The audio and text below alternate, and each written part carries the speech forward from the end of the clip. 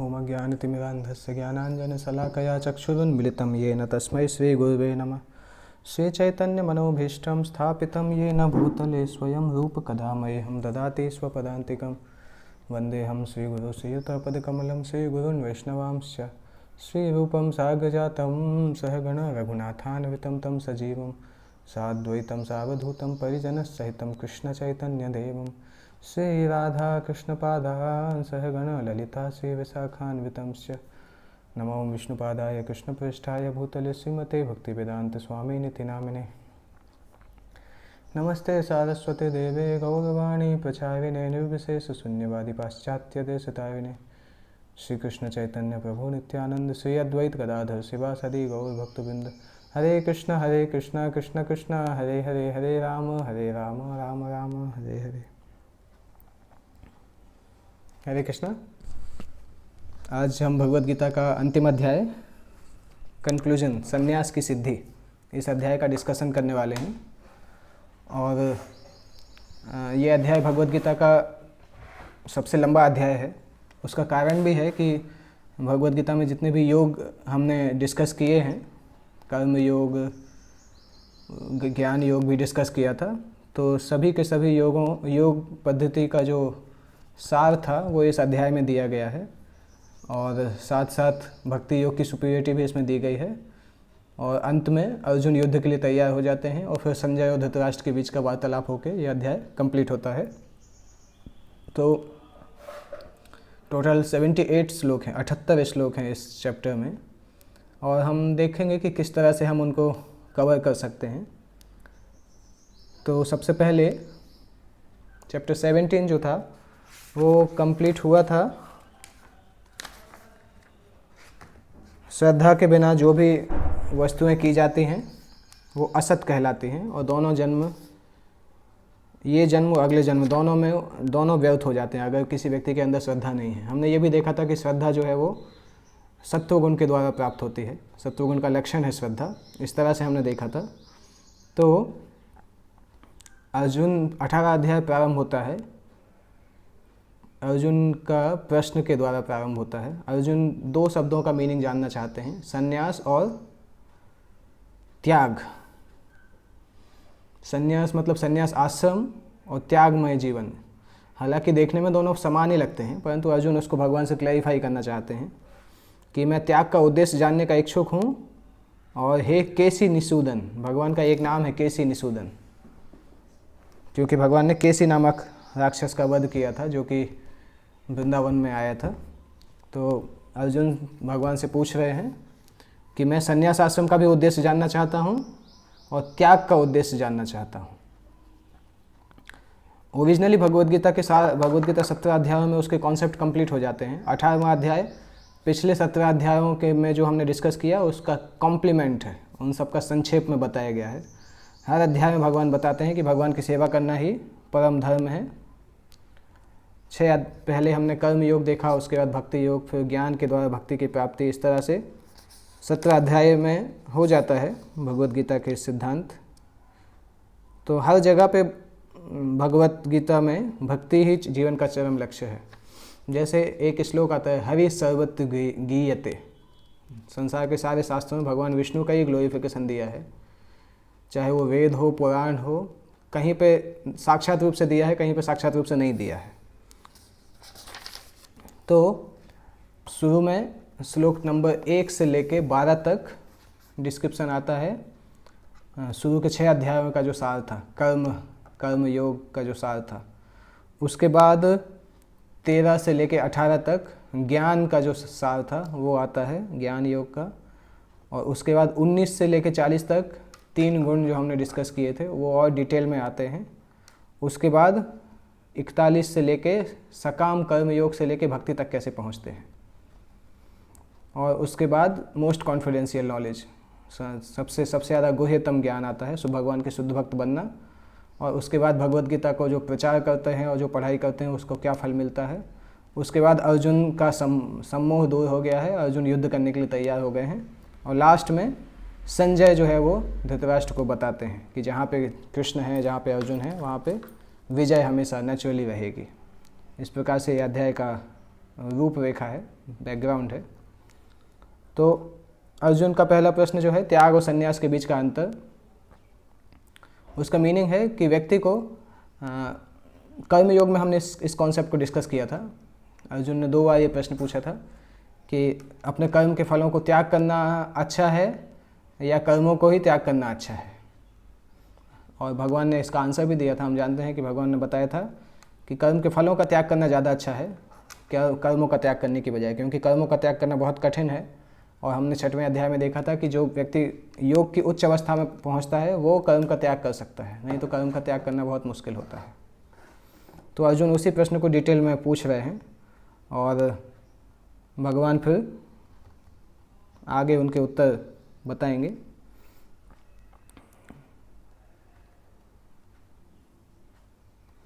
तो अध्याय 2 जिस प्रकार से समरी है, अध्याय 18 भी उसी तरीके से समरी है। अध्याय 2 अध्याय 18 दोनों का गोल जो है वो समान है कि वैराग्य की प्राप्ति करना और भगवान की दिव्य स्थिति को प्राप्त करना और भगवान की सेवा करना। केसी निषूदन का मीनिंग हमने ऑलरेडी डिस्कस किया। केसी राक्षस जो है वो हमारे हृदय में जो शंकाएँ होती हैं, संदेह होते हैं, उसको प्रदर्शित करता है और भगवान को केसी निषूदन बोला जाता है क्योंकि भगवान उस राक्षस का वध करते हैं। तो हमारे हृदय में जो भी डाउट हैं वो भगवान उन डाउट्स का वध करते हैं अगर हम भगवान की शरण लेते हैं। जब हम भक्ति में आते हैं तो हमारे बहुत सारे डाउट होते हैं कि आत्मा है कि नहीं और भगवान है कि नहीं, ये इस्कॉन वाले इस तरह से बोलते हैं, और गुरु प्रामाणिक होते हैं कि नहीं, क्या भरोसा शास्त्र सही है कि नहीं, बहुत सारे डाउट होते हैं। परंतु भक्ति में लगे रहने से, भगवान का नाम लेने से, भगवान की धीरे धीरे सेवा करने से, भगवान के बारे में जानने से हम देखते हैं सारे डाउट खत्म हो जाते हैं। जब मैं इस्कॉन में आया था मेरे भी बहुत सारे अलग अलग प्रश्न थे कि ऐसा क्यों है, ऐसा क्यों है। तो धीरे धीरे उन प्रश्नों के उत्तर मिलते गए। फिर मुझे लगा कि हाँ, इसमें सभी प्रश्नों के उत्तर हैं। अगर आज मुझे नहीं भी मिल रहा है तो जैसे जैसे मैं आगे बढ़ूंगा तो मिलता जाएगा। आप लोग भी इसको फील करेंगे कि भक्ति की प्रोसेस में लगे रहने से भगवान स्वयं सारे डाउट को दूर कर देते हैं हमारे हृदय में से। तो भगवान अभी बताना चालू कर रहे हैं कि संन्यास किसको बोला जाता है। संन्यास की डेफिनेशन भगवान बता रहे हैं कि अगर कोई व्यक्ति भौतिक इच्छा पे आधारित जो कर्म हैं, ऐसे कर्म जो कि भौतिक कार्यों को पूरा करने के लिए किए जाते हैं, उन कर्मों को परित्याग कर देता है तो उसको संन्यास बोला जाता है। और कर्मों के फल के त्याग को त्याग बोला जाता है। दैट मीन्स संन्यास आश्रम का मतलब है भौतिक इच्छा पे आधारित जो कर्म हैं उनके परित्याग करने को संन्यास बोला जाता है और कर्म के फलों को हमेशा त्याग करने को त्याग बोला जाता है। बहुत छोटा अंतर है, एक्चुअली अंतर क्लियर है परंतु कई बार हम समझ नहीं पाते हैं। संन्यास आश्रम का मतलब है भौतिक इच्छा पे आधारित कर्मों को नहीं करना है, और त्याग का मतलब है कि कर्म के फलों को त्याग कर देना है। कर्म को कर सकते हैं पर त्याग, कर्म के फल को हम स्वीकार नहीं करेंगे, कर्म के फल को भगवान को देंगे। तो ये दोनों में अंतर है, त्याग और संन्यास में। कुछ लोग बोलते हैं कि समस्त प्रकार के सकाम कर्मों को त्याग देना चाहिए। सकाम कर्मों को त्यागने के लिए कई लोग बोलते हैं इस तरह से। अर्जुन भी तो वही सोच रहे हैं इसमें कि सकाम कर्मों को छोड़ के मैं जंगल में चला जाता हूँ। तो कुछ विद्वान बोलते हैं कि सकाम कर्मों को त्याग करना चाहिए क्योंकि वो दोषपूर्ण होते हैं। सकाम कर्म कभी ठीक नहीं होते हैं, दोषपूर्ण होते हैं, इसलिए सकाम कर्मों को त्याग कर देना चाहिए। कुछ विद्वान इस तरह से बताते हैं, भगवद गीता में भगवान ये एक्सप्लेन कर रहे हैं। और कुछ अन्य विद्वान बोलते हैं कि कुछ ऐसे कर्म जो हमें शुद्धि को प्रदान करते हैं उनको कभी त्याग नहीं करना चाहिए। फॉर एग्जाम्पल यज्ञ, दान, तपस्या, इनको त्याग नहीं करना चाहिए। भौतिक कर्मों को त्याग करने के लिए लोग बोलते हैं, परंतु कुछ अन्य विद्वान बोलते हैं कि यज्ञ, दान, तपस्या इनको कभी त्यागना नहीं चाहिए, क्योंकि ये भगवान अगले श्लोक में बताते हैं। अगले मतलब 5वें श्लोक में भगवान बताएंगे कि यज्ञ, दान, तपस्या के कर्मों को कभी त्यागना नहीं चाहिए। यज्ञो दानम तपस्यैव पावनानि मनीषिणम्, क्योंकि व्यक्ति किसी भी अवस्था में है, यज्ञ, दान और तपस्या को नहीं छोड़ना चाहिए, क्योंकि यज्ञ, दान, तपस्या इतने शक्तिशाली हैं कि बड़े बड़े ऋषि मुनियों, महात्माओं को भी शुद्ध बनाते हैं। पावनानि मनीषिणाम, मनीषिणाम का मतलब महात्मा। तो महात्मा लोग भी जब यज्ञ, दान, तपस्या करते हैं तो शुद्ध हो जाते हैं। इसलिए यज्ञ, दान और तपस्या को किसी को नहीं छोड़ना चाहिए। तो ये चीज़ गलत है कि सकाम कर्म दोषपूर्ण होते हैं इसलिए उसको छोड़ देना चाहिए। भगवान उसको सपोर्ट नहीं कर रहे हैं कि सकाम कर्मों को छोड़ना चाहिए। भगवान बता रहे हैं कि कामों को करके उसमें फल की आसक्ति नहीं रखना चाहिए। फल की आशा के बिना हमें काम संपन्न करना चाहिए। अगर इन कामों को केवल कर्तव्य मान के करेंगे और उसके फल से आसक्त नहीं होंगे तो हम ज़्यादा अच्छी स्थिति में है संन्यास आश्रम की बजाय। समस्त कर्मों का परित्याग करने की बजाय हमारे जो ऑक्यूपेशनल कर्म हैं, जो कि शास्त्र विहित कर्म हैं, वो कर्म करके फल की आसक्ता छोड़ देना चाहिए, केवल कर्तव्य के जैसा कर्म करना चाहिए। तो भगवान बता रहे हैं कि वो ज़्यादा सेफ है और मेरे हिसाब से वो ज़्यादा अच्छा है। यद्यपि सारे यज्ञ शुद्ध करने वाले हैं, परंतु मनुष्य को ऐसे कार्यों से किसी फल की इच्छा नहीं करना चाहिए। और जिन यज्ञों से मनुष्य का अस्तित्व शुद्ध हो वो यज्ञ करना चाहिए, जैसे हरिनाम संकीर्तन, भगवान का नाम करना भी यज्ञ है। इस यज्ञ को नहीं छोड़ सकते, नहीं तो हम आध्यात्मिक जीवन में आगे ही नहीं बढ़ पाएंगे। तो श्रीमद् भागवत में बताया गया है कि भगवान से संबंधित यज्ञों को करना चाहिए, क्योंकि वो हमें शुद्ध बनाते हैं। और फिर भगवान बताते हैं निर्दिष्ट कर्तव्य वो कभी नहीं त्यागना चाहिए। निर्दिष्ट कर्तव्य मतलब ब्राह्मण का जो कर्तव्य है, पठन पाठन यजन याजन दान प्रतिग्रह, ब्राह्मण के ये 6 कर्तव्य माने जाते हैं। वेदों का पठन मतलब स्वयं पढ़ना, वेदों को पढ़ाना मतलब दूसरों को पढ़ाना, और स्वयं यज्ञ करना, दूसरों को यज्ञ संपन्न कराना, दूसरों को दान देना और दान स्वीकार करना। ये ब्राह्मण के 6 धर्म होते हैं। इसी तरह से क्षत्रिय के धर्म होते हैं, शौर्यम तेजो धृतिर् दाक्ष्यम युद्धे चाप्य पलायनम, ये क्षत्रियों के धर्म होते हैं। शायद इसी अध्याय में आएंगे, इस अध्याय में ही आना चाहिए 42, 43, 44 श्लोक में। तो इस प्रकार के सभी के जो निर्दिष्ट कर्तव्य हैं, ब्राह्मण क्षत्रिय वैश्य शूद्र ब्रह्मचारी गृहस्थ वानप्रस्थ संन्यास, अगर सभी लोग उसको करेंगे तो बहुत अच्छा होगा। इन कर्तव्यों को त्यागने की आवश्यकता नहीं है। इन कर्तव्यों को करते समय भी हमें अनासक्त रहना चाहिए, फल की आशा नहीं करना चाहिए। भगवान की खुशी के लिए ये कर्तव्य करेंगे तो व्यक्ति कभी भी संसार में नहीं फंसता है। इस तरह से भगवान यहाँ पे बता रहे हैं, और ये इसको भगवान समझाते हैं और अगले 2-3 श्लोकों में समझाते हैं कि जो व्यक्ति अपने नियत कर्मों को ही त्याग देता है, जो कर्म उसको करना चाहिए परंतु लेजीनेस के कारण, आलस के कारण उसको त्याग देता है कि कौन करेगा, ये सब सोच के त्याग देता है, तो व्यक्ति रजोगुण तमोगुण में माना जाता है। तो सतोग गुण में जो व्यक्ति स्थित होता है वो व्यक्ति ना तो अशुभ कर्म से घृणा करता है, ना शुभ कर्म में फंसा रहता है। वो कर्म के विषय में कोई संशय नहीं रखता। इस प्रकार से सत्वगुण का व्यक्ति कहलाता है।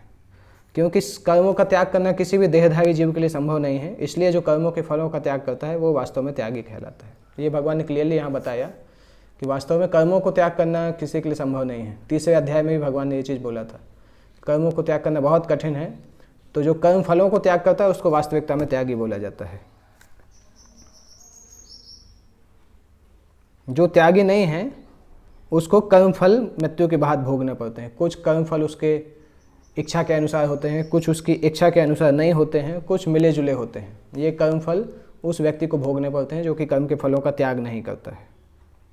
परंतु जो त्याग कर चुके हैं, सन्यासी हैं, उनको इन कर्म के फलों को नहीं भोगना पड़ता है। तो यहाँ तक भगवान कर्म सेक्शन बता रहे हैं, जो कि शुरू के 6 अध्याय में हमने डिस्कस किया था। इसके बाद अगले 6 श्लोकों में भगवान ज्ञान का जो सेक्शन हमने डिस्कस किया उसको थोड़ा डिटेल में बताएंगे। जैसे एक इम्पॉर्टेंट कॉन्सेप्ट इसमें बताते हैं, पंचैतानि महाबाहो कारणानि निबोध में सांख्ये कृतान्ते प्रोक्तानि सिद्धये सर्वकर्मणाम। भगवान बता रहे हैं कोई भी कर्म को पूरा करने के लिए 5 तत्वों की आवश्यकता होती है। 5 कारण हैं, हर कर्म के करने के 5 कारण हैं, केवल एक ही कारण नहीं होता है। ये 5 कारण कौन कौन से हैं?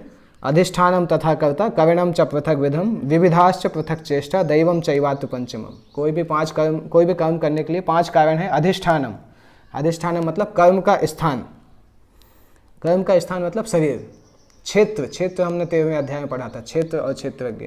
क्षेत्र का मतलब था शरीर, क्षेत्रज्ञ का मतलब था आत्मा। तो अधिष्ठानम शब्द यहाँ पे शरीर के लिए आया है। शरीर के अंदर आत्मा कर्म करता है जिससे कर्म फल मिलता है, इसलिए कर्ता शब्द जो है वो आत्मा के लिए आया है। आत्मा ज्ञाता भी है, आत्मा कर्ता भी है, आत्मा को क्षेत्रज्ञ भी बोला जाता है। तो यहाँ पे अधिष्ठान मतलब शरीर, कर्ता मतलब आत्मा, करणम मतलब इंद्रियां। आत्मा करता है परंतु इंद्रियों के द्वारा वो किसी कार्य को संपन्न करता है। तो करणम मतलब इंद्रियां। और विविधाश्च पृथक, अलग बहुत प्रयास, इंडेवर्स, ये चौथा कारण है। और 5वां कारण है परमात्मा। तो कौन कौन से 5 कारण हुए कर्म के, ये याद रखेंगे तो आप जीवन में हमेशा शांति प्राप्त करेंगे। 5 कारण है कर्म के। अधिष्ठान मतलब शरीर, तथा कर्ता मतलब आत्मा, करणम च पृथक विधा, करणम मीन्स विभिन्न प्रकार की इंद्रियां, उसके बाद विविधाश्च पृथक चेष्टा, अलग अलग प्रकार के क्रियाकलाप कार्य को संपन्न करने के लिए चेष्टा करना, प्रयत्न करना। और पांचवा है दैवम, दैवम मतलब परमात्मा। तो ये 5 वस्तुएं हैं जिसके कारण संसार में कार्य होता है। इन 5 में भी सबसे इम्पोर्टेंट है परमात्मा। अगर परमात्मा को हटा दिया जाए तो बाकी 4 वस्तुएं जीरो हो जाती हैं, क्योंकि परमात्मा के परमिशन से ही संसार में कार्य किया जा सकता है। तो शरीर वांग मनोभिर्यत कर्म प्रारभते नरः, मनुष्य अपने शरीर, मन या वाणी से जो भी उचित अनुचित कर्म करता है इन 5 कारणों के फलस्वरूप होता है। तो जो भी कार्य होता है संसार में वो इन 5 कारणों के फलस्वरूप ही किया जाता है। चाहे मनुष्य शरीर, अपने शरीर, मन या वाणी से जो भी करता है वो इन 5 कारणों के कारण ही होता है। उचित या अनुचित जो भी कार्य है उसमें इन्हीं 5 चीज़ें होती हैं। इन 5ओं को जो नहीं मानता है, केवल अपने आप को कर्ता समझता है, उसको मूर्ख बोला जाता है। भगवद गीता बोलते हैं कि प्रकृते क्रियमाणानि गुणैः कर्माणि सर्वशः अहंकार विमूढ़ात्मा कर्ता अहमिति मन्यते। तो जो इन 5 कारणों को नहीं जानता है, केवल अपने आप को सोचता है कि मैंने काम किया है, वो व्यक्ति को भगवद गीता में मूर्ख बताया गया है। मूर्ख भी बताया गया है और दूसरा उसके लिए उपयोग किया गया है दुर्मति। उसकी मति ज़्यादा अच्छी नहीं है, वो ठीक तरीके से नहीं सोच पाता है, अपने आप को ही सोचता है कि वही सब कर रहा है, जबकि इन 5 में परमेश्वर सबसे इम्पोर्टेंट है, परमात्मा। उसके अलावा भी 4 हैं, अधिष्ठान, कर्ता, करण और चेष्टा, ये 4 वस्तुएं हैं। तो जो व्यक्ति ये सोचता है कि मैं ही केवल कर्म हूँ, मैं ही केवल करता हूँ, वो मूर्ख है। मूर्ख व्यक्ति यह नहीं समझता कि परमात्मा उसके अंतर में मित्र के रूप में बैठे हैं और कर्मों का संचालन कर रहे हैं। यद्यपि स्थान, कर्ता, चेष्टा तथा इंद्रियां भौतिक कारण हैं, लेकिन मुख्य कारण तो परमात्मा स्वयं है। इसलिए मनुष्य को चाहिए कि कर्म के 4 भौतिक कारणों को ना देखे, परंतु सक्षम कारण परमात्मा को देखे। जो परमेश्वर को नहीं देखता अपने आप को ही कर्ता समझता है। जो भगवान को नहीं समझता है, भगवान को नहीं जानता, उसको लगता है कि मैं ही सारा काम कर रहा हूँ। परंतु जो इस चीज़ से नहीं फंसा रहता है, जिसको ये ज्ञान पता रहता है कि भगवान भी कार्य हैं, 5 फैक्टर हैं, वो इस संसार में अहंकृतो, कभी उसको अहंकार नहीं आता है, उसकी बुद्धि भी नहीं बंधी रहती है, इसलिए संसार में मनुष्यों को मारता हुआ भी नहीं मारता है वो, और वो अपने कर्मों से भी नहीं बनता है। तो ये कैसे होता है? अगर कोई परमात्मा के आदेश के आधार पर ही कार्य कर रहा है तो उसको कर्म का फल नहीं मिलता है।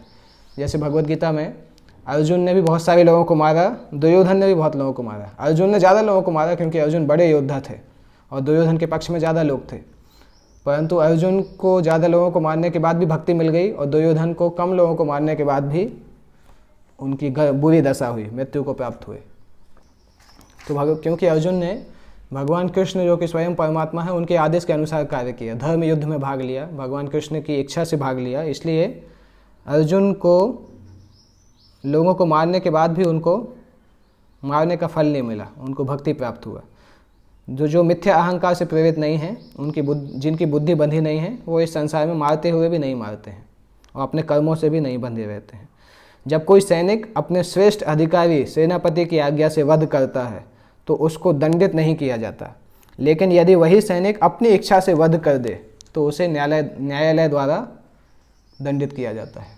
बहुत अच्छा उदाहरण है कि प्रभुपाद जी भी ये उदाहरण उपयोग करते थे कई बार, कि अपने सीनियर के आदेश के अनुसार अगर कोई व्यक्ति किसी को मारता है, वध कर देता है सेना में, आर्मी में, तो उसको कोई दंड नहीं मिलता है, परंतु वो ये व्यक्ति घर जाके किसी को मार दे तो उस पर कार्रवाई हो जाती है। इसी तरह से जो बैंक में काम करते हैं तो हज़ारों लाखों नोट गिन सकते हैं वो बैंक के लिए, परंतु उसमें से एक नोट भी निकाल के अपनी जेब में रख लिया तो व्यक्ति फंस जाता है। तो अगर हम भगवान के लिए करते हैं तो कोई समस्या नहीं, अगर केवल अपने लिए करते हैं तो फिर हम फंस जाते हैं। इसके बाद आता है ज्ञानम ज्ञेयम परिज्ञाता त्रिविधा कर्म चोदना, कर्णम कर्म करते थे त्रिविधा कर्म संग्रह। ज्ञान, ज्ञेय और ज्ञाता। ज्ञान मतलब ज्ञान, आप सभी जानते हैं। ज्ञेय मतलब ज्ञान का लक्ष्य, किसके बारे में हम ज्ञान प्राप्त कर रहे हैं। जैसे हमारे लिए ज्ञेय कौन है? कृष्ण है, क्योंकि कृष्ण के बारे में हम ज्ञान प्राप्त कर रहे हैं। परिज्ञाता मतलब जानने वाला। ये तीनों कर्म को प्रेरणा देते हैं, और इंद्रियां, कर्म तथा कर्ता ये 3 कर्म के घटक हैं। तो इसमें से 6 चीज़ें हैं। सबसे पहले कर्म करने के लिए कौन इंस्पिरेशन देते हैं, तो उस व्यक्ति के मन में जो, हृदय में जो, ब्रेन में जो ज्ञान होता है या शास्त्र से जो ज्ञान प्राप्त करता है वो ज्ञान, और उस ज्ञान के द्वारा किसको प्राप्त करना है, वो उस ज्ञान का प्राप्त करने वाला। 3 तीन लोग कर्म करने के लिए इंस्पिरेशन का कार्य करते हैं। और कौन कौन सी चीज़ें कर्म को करने में मदद करती हैं? इंद्रियां, कर्म और कर्ता, ये कर्म को करने में मदद करते हैं। इसलिए भगवान अभी 19वें श्लोक से लेके बहुत लंबा, ऑलमोस्ट 40-42 श्लोक तक, अगले 20 श्लोकों तक भगवान बताते हैं कि इंद्रियां वास्तविकता में 3 गुणों के द्वारा प्रभावित होती हैं। इसलिए हम संसार में जो काम करते हैं वो भी 3 गुणों से प्रभावित होता है। तो 3 गुणों के आधार पे ज्ञान, कर्म, कर्ता के 3 भेद हैं। तीनों को डिवाइड किया गया, ज्ञान को, कर्म को और कर्ता को अलग अलग भेदों में डिवाइड किया गया, और वो भगवान अगले 20 श्लोकों में बता रहे हैं। जैसे 19 से 22 तक भगवान बताते हैं व्यक्ति का ज्ञान 3 गुणों के आधार पर होता है, व्यक्ति के क्रियाएं, कर्म 3 गुणों के आधार पर होता है, और उसकी मन में जो विचार होते हैं वो 3 गुणों के आधार पर होते हैं, उसकी चेष्टा, डिटर्मिनेशन 3 गुणों के आधार पर होता है, उसका सुख भी 3 गुणों के आधार पर होता है। तो संसार में सारी वस्तुएं इन 3 गुणों के द्वारा कंट्रोल की जाती हैं, ये भगवान यहाँ पे मेंशन कर रहे हैं। तो अगर 20 से लेके फिर 19 से ही वास्तविकता में 19 से लेके 40 तक हम देखते हैं 3 गुण किस प्रकार से पूरे सभी वस्तुओं को नियंत्रित करते हैं। जैसे 20वें श्लोक में बताया गया है, अभी तक हमने डिस्कस किया कर्म योग सेक्शन, उसके बाद ज्ञान योग सेक्शन हमने डिस्कस किया जिसमें हमने 5 कारणों को देखा, और अभी हम डिस्कस कर रहे हैं किस प्रकार से ये कार्य संसार के गुणों के द्वारा होते हैं। तो सात्विक कार्य, सात्विक ज्ञान, ऐसा ज्ञान जो कि हर जगह आध्यात्मिक प्रकृति, मतलब हर जगह परमात्मा के दर्शन कर सकते हैं, उसको सात्विक ज्ञान बोला जाता है। जो व्यक्ति हर जीव में, चाहे वो देवता हो, मनुष्य हो, पशु पक्षी हो, या जल जंतु हो या पौधा हो, एक ही आत्मा को देखता है, उसे सात्विक ज्ञान प्राप्त करता है। सभी जीवों में एक प्रकार की आत्मा है, परंतु अलग अलग कर्मों के आधार पे उसके शरीर भिन्न भिन्न हैं। आत्मा की क्वालिटी समान होती है, आत्मा अलग अलग इंडिविजुअल है, परंतु क्वालिटेटिवली सभी समान है, सच्चिदानंद हैं, और परमात्मा सभी के अंदर समान होते हैं। तो जो इस प्रकार से आध्यात्मिक तत्व को देख पाता है लोगों सभी के अंदर, वो सात्विक ज्ञान वाला कहलाता है। और जो विभिन्न शरीरों में अलग अलग जीवों को देखता है, वो राजसी ज्ञान वाला कहलाता है। यह धारणा कि भौतिक शरीर ही जीव है और शरीर के विनष्ट होने पर चेतना भी नष्ट हो जाती है, राजसी ज्ञान कहलाता है।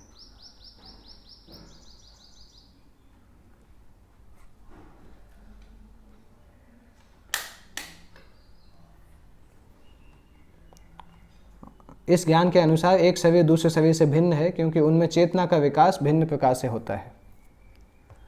अन्यथा चेतना को प्रकट करने वाली आत्मा नहीं होती, आत्मा पृथक आत्मा ना रहे। शरीर स्वयं आत्मा है और शरीर से परे कोई पृथक आत्मा नहीं। जो इस तरह से सोचते हैं उनका ज्ञान रजोगुण में होता है। जो केवल ये जानते हैं कि शरीर अलग अलग है, शरीर के अंदर आत्मा नाम से कुछ नहीं है, इनको बोला जाता है रजोगुण में उनका ज्ञान है। उनका ज्ञान ज़्यादा शुद्ध नहीं है, रजोगुणी ज्ञान बोला जाता है। तीसरे प्रकार के लोग जिसको पता ही नहीं कौन सा कार्य करना चाहिए, किसी भी कार्य को वो कोई भी कार्य करता है अति तुच्छ, इवन पाप का कार्य भी करता है तो भी उसको बोलता है कि बहुत अच्छा ज्ञान है, क्योंकि उसने कभी शास्त्रों को नहीं पढ़ा है तो उसको सच्चाई का पता नहीं होता है। इसलिए कोई भी गिरे हुए कार्य को भी वो बहुत ऊंचा कार्य मान के उसमें डूब जाता है और बोलता है कि ये बहुत अच्छा कार्य है, और सत्य को नहीं जानता है। ऐसे व्यक्ति को तामसी बोला जाता है।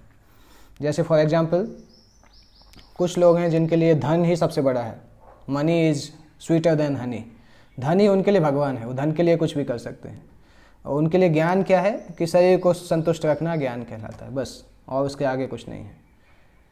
वो आध्यात्मिक सत्य के बारे में कुछ नहीं सोचते हैं। इसी तरह से कुछ पशुओं का ज्ञान जो है, जानवरों का ज्ञान क्या है, खाने में, सोने में, रक्षा करने में और मैथुन करने में लगा रहता है। उनको लगता है ये जीवन का स्वभाव है। हमने देखा था 16वें अध्याय में कि असुर लोग क्या सोचते हैं कि ये संसार जो है ये काम भावना से निकल के आया है, भोग की इच्छा से निकल के आया, उसके अलावा कुछ नहीं है। तो ये सब तामसी ज्ञान कहलाता है, जो कि किसी भी ज्ञान को सबसे ऊंचा मान के उसको प्रमोट करते हैं। इस प्रकार से 3 प्रकार के ज्ञान हैं।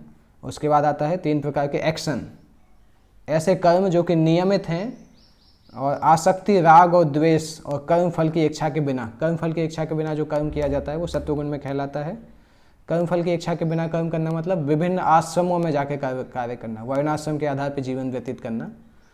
वर्णाश्रम मतलब हर व्यक्ति के अलग अलग ड्यूटी हैं, वह ब्राह्मण की, क्षत्रिय की, वैश्य की, सभी की अलग अलग ड्यूटीज़ हैं। उन ड्यूटीज़ के आधार पर कार्य करना वर्णाश्रम के आधार पर कार्य करना कहलाता है। तो अगर कोई कर्मफल की चाह के बिना अपने आश्रम में रह के कार्य करता है तो सात्विक कार्य कहलाता है।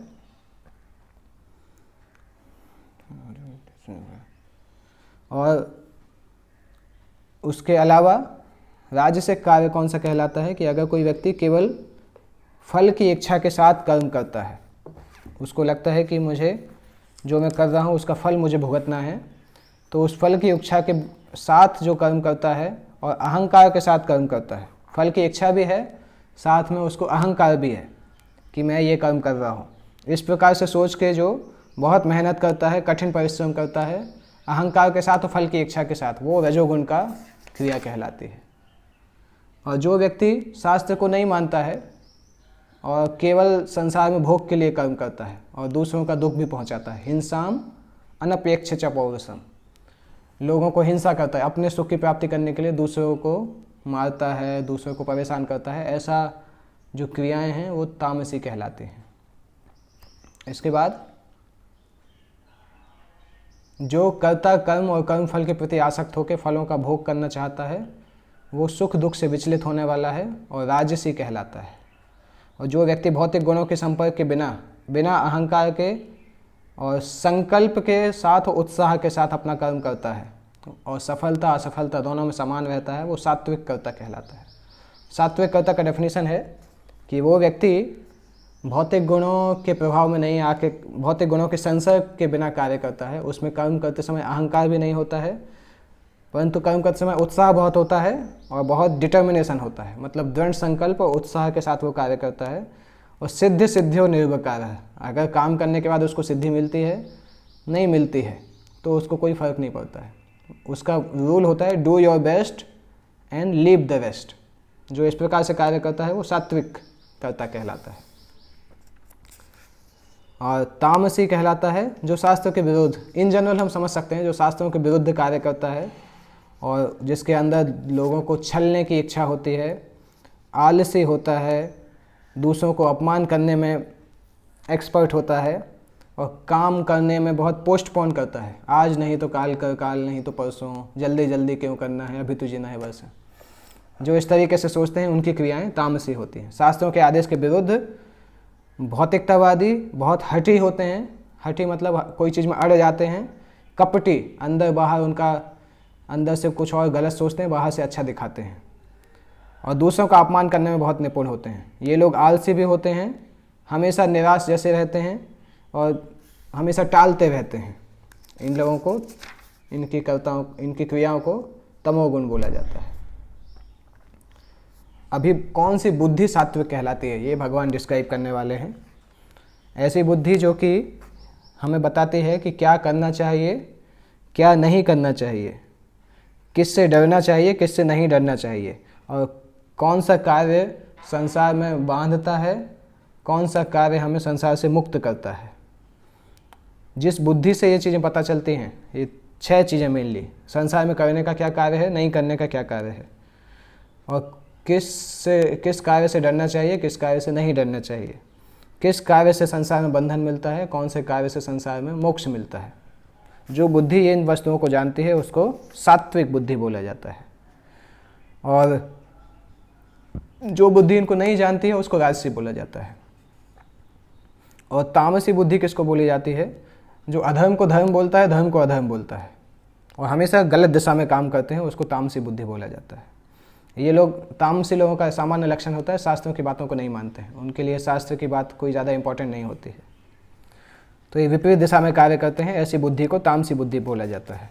इसके बाद भगवान बताते हैं संकल्प, किस व्यक्ति का संकल्प सात्विक होता है, किसका तामसिक राजसिक होता है, किसी का तामसिक होता है।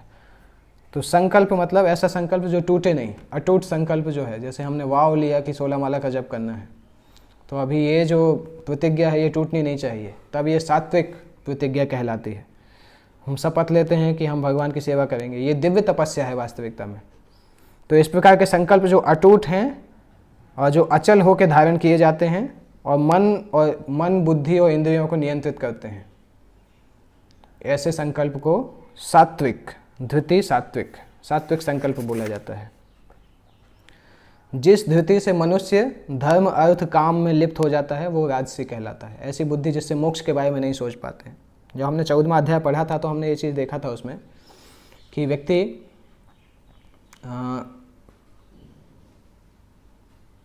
जो रजोगुण में व्यक्ति होते हैं वो धर्म अर्थ काम थोड़ा बहुत करते हैं परंतु मोक्ष की उनको इच्छा नहीं होती है, इसलिए वो इसी संसार में रह जाते हैं।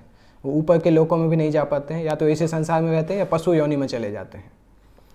तो उनकी बुद्धि में धर्म अर्थ काम में लगे रहते हैं परंतु मोक्ष के बारे में नहीं सोच पाते हैं। और ऐसा संकल्प जिसके द्वारा व्यक्ति स्वप्न, भय, शोक, विषाद और मोह, तामसी लोग ज़्यादा सोते हैं तो उनको स्वप्न भी बहुत सारे आते हैं, मतलब उनका जीवन जो है वो इमेजिनेशन में चलता है, कल्पना में चलता है। और भयभीत होते हैं लोग, अलग अलग वस्तुओं से भयभीत होते हैं, उनके अंदर ज़्यादा विश्वास नहीं होता है।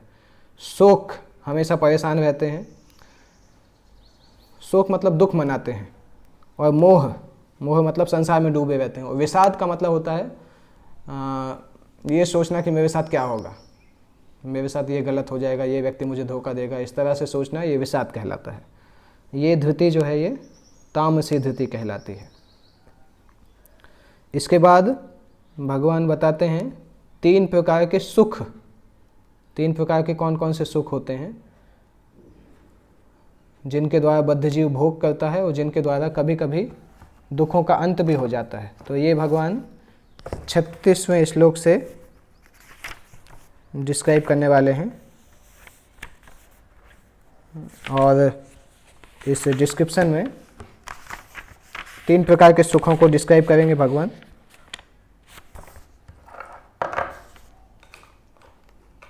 सबसे पहला जो है 37 नंबर श्लोक में आता है, यत् तदग्रे विषमिव परिणामे मृतोपमम् तत्सुखम सात्विकम प्रोक्तम आत्मबुद्धि प्रसादजम। ऐसा सुख सात्विक सुख कहलाता है जो कि शुरू में करने में कठिन लगता है और अंत में अमृत के समान है। शुरू में विष के समान लगता है, लास्ट में अमृत के समान लगता है, और जो व्यक्ति में आत्म साक्षात्कार को जगाता है, ऐसा सुख सात्विक कहलाता है। वास्तविकता में जो कोई भी अच्छा कार्य करेंगे तो एक चीज़ उसमें हम देखते हैं, शुरू में करने में आलस आता है, हम सोचते हैं कौन करे इसको। जैसे इवन कमरे की सफाई करना भी एक सात्विक कार्य है, पर सफाई करने में बहुत आलस आता है, लगता है कि कौन करेगा, कल करेंगे। तो कोई भी अच्छा काम करने के लिए मन हमें बहुत आलस प्रदान करता है। तो प्रारंभ में जो सुख विष के समान है और अंत में जो अमृत के समान लगता है वो सुख सात्विक कहलाता है। और ये सुख जो है आत्म साक्षात्कार को देने वाला है। तो सात्विक सुख से लोग आत्म साक्षात्कार को प्राप्त कर सकते हैं। इसके बाद दूसरा सुख है राजसिक सुख। राजसिक सुख मतलब इंद्रियों के भोग से जो सुख मिलता है उसको राजसिक सुख बोला जाता है। जो सुख इंद्रियों तथा उसके विषयों के संसर्ग से मिलता है उसको राजसिक सुख बोलते हैं। और ये रजोगुण का जो सुख है शुरू में बहुत अच्छा लगता है और अंत में वो बहुत ख़राब लगता है, क्योंकि इंद्रिय भोग को जब हम बहुत ज़्यादा अवस्था में करते हैं तो हमारा शरीर कमज़ोर हो जाता है, बुद्धि कमज़ोर हो जाता है, मन भी बहुत वीक हो जाता है, तो फिर हम पाप में डूब जाते हैं। तो शुरू में जब हम वो उस कार्य को करते हैं तब हमें अच्छा लगता है, परंतु धीरे धीरे वो कार्य फिर हमें डुबा देता है। तो शुरू में राजसिक सुख जो है वो अमृत के जैसा लगता है और अंत में वही जो है वो विष के समान लगता है। ऐसे सुख को रजोगुणी सुख बोला जाता है। जब कोई युवक किसी युवती से मिलता है, इसका उदाहरण रजोगुण का उदाहरण सामान्यतः स्त्री पुरुष के आकर्षण से दिया जाता है। जब कोई युवक किसी युवती से मिलता है तो इंद्रियां युवक को प्रेरित करती हैं कि वह उस युवती को देखे, उसका स्पर्श करे और उससे संभोग करे। प्रारंभ में इंद्रियों को यह अत्यंत सुखकर लग सकता है, लेकिन अंत में या कुछ समय बाद वो विष तुल्य हो जाता है। जब वो अलग हो जाते हैं या उनमें तलाक हो जाता है फिर शोक, विषाद इत्यादि उत्पन्न होता है। ऐसा सुख सदैव राजसी कहलाता है। जो भी सुख इंद्रियों और विषयों के संयोग से प्राप्त होता है वो सदैव सुख का कारण होता है, इसलिए ऐसे सुख से बचना चाहिए। तो ऐसा सुख जो कोई भी इंद्रिय और उसके विषयों के साथ होता है वो सुख हमेशा राजसी सुख होता है। शुरू में हो सकता है बहुत अच्छा लगे उस सुख को भोग के, परंतु वो क्षणिक होता है। कुछ समय बाद वो सुख का खत्म हो जाता है, वो फिर बाद में विष के समान हमें दिखाई देता है, विष तुल्य हो जाता है।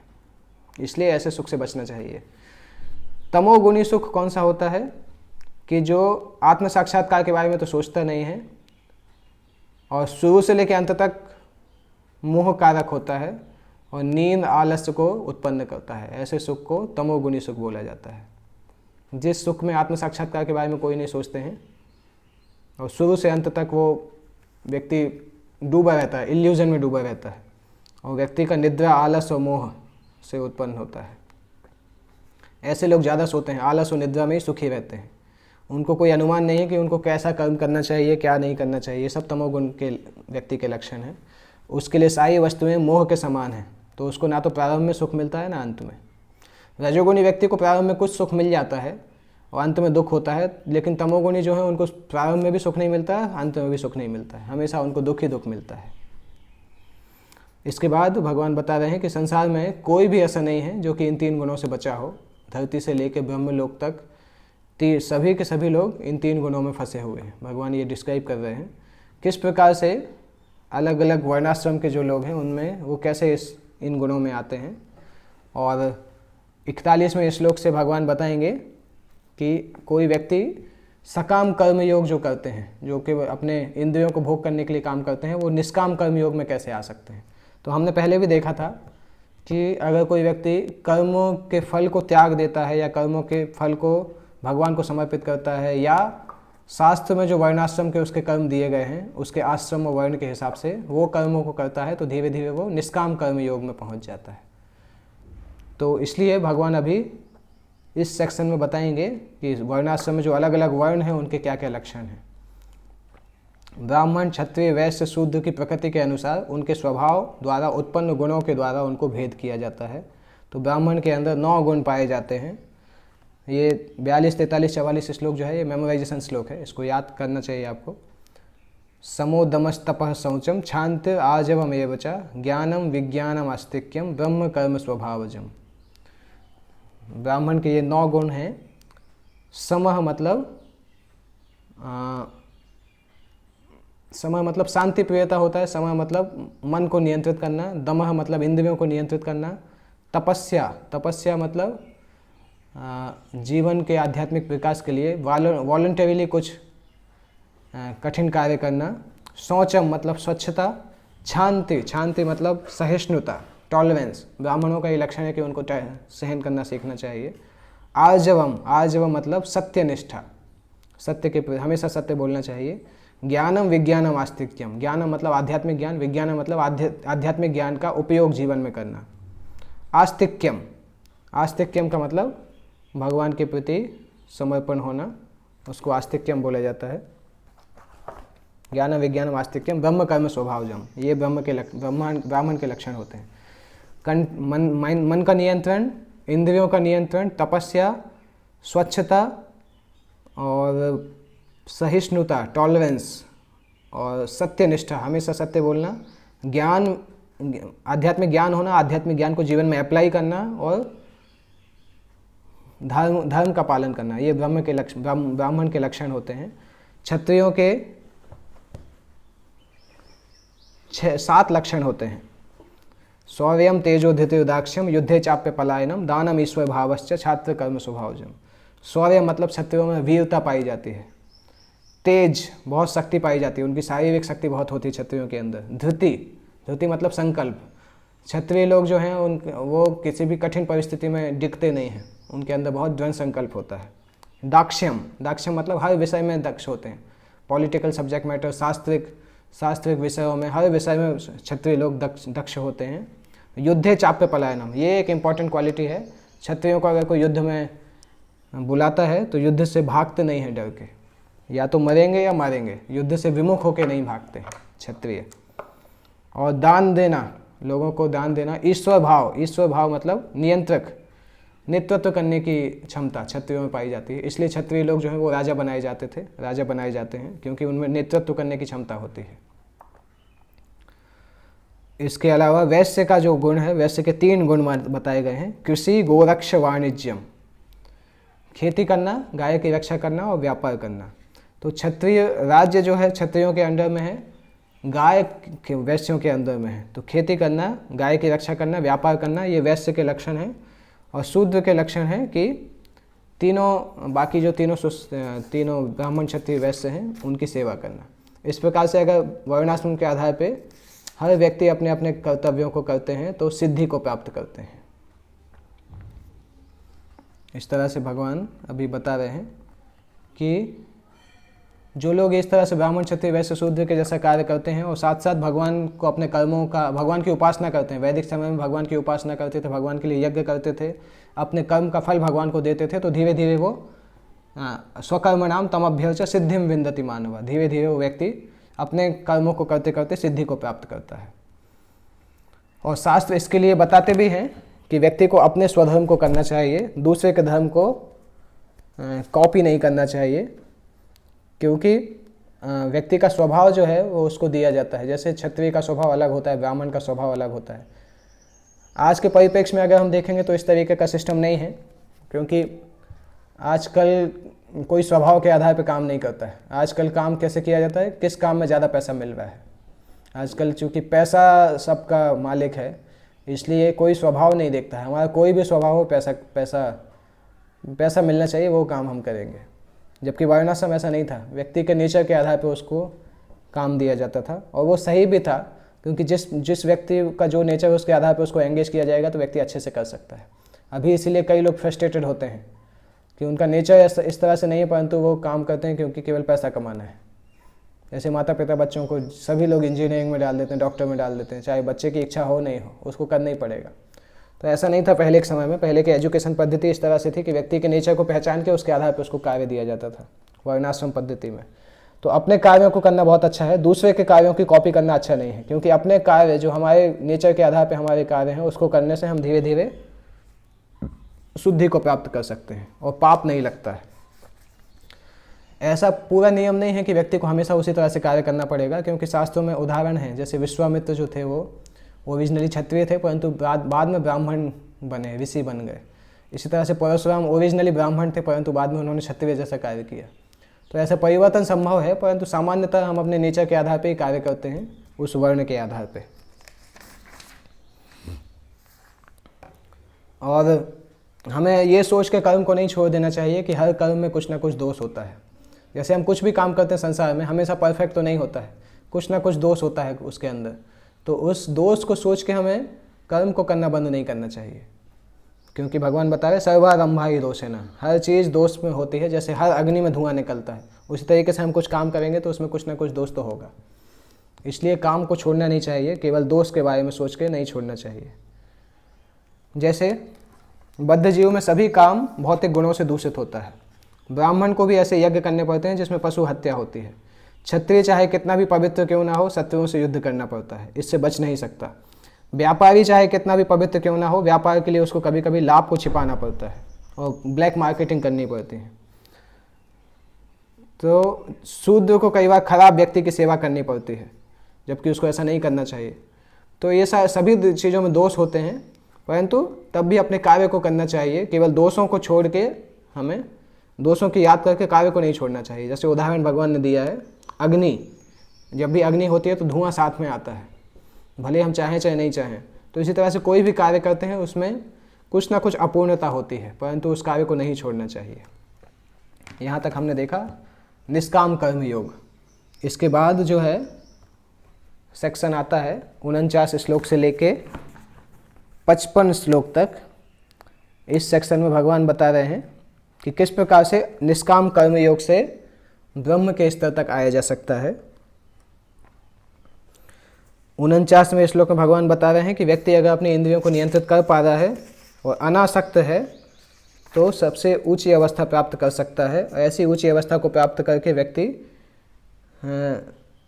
व्यक्ति का क्या डिस्क्रिप्शन है वो मैं तुम्हें बताऊंगा।